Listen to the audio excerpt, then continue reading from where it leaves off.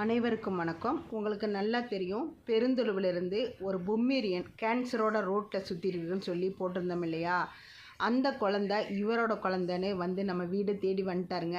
இவர் யாருன்னு பார்த்தீங்கன்னா, பல்லடத்தில் ஒரு நாடி ஜோதிடர். இவர் குட்டியை ஒரு 10 நாளைக்கு முன்னாடி காணோம் அப்படின்னு சொல்லிட்டு சொல்கிறாரு.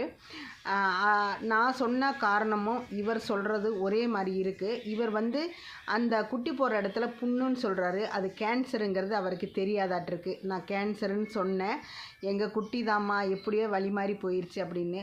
அது எப்படி பல்லடத்துலேருந்து பெருந்தொழுவுக்கு வழி மாறி போச்சுன்னு தான் எங்களுக்கே தெரியல. ஆனால் கண்மணின்னு சொன்னால் கண்டிப்பாக அதுக்கு தெரியுங்கிறாரு. 10 வருஷம் ஆச்சுங்களாம்மா அந்த குட்டிக்கு காணான்னு சொல்லிட்டு வந்து அழுகிறாருங்க. அந்த கண்மணி ஓட குழந்தை தான் நம்ம வீட்டில் இருக்கிற சின்னி. ஏன்னா இவர்கிட்ட இருந்தால் நான் சின்னி வாங்கி வளர்த்தினேன்.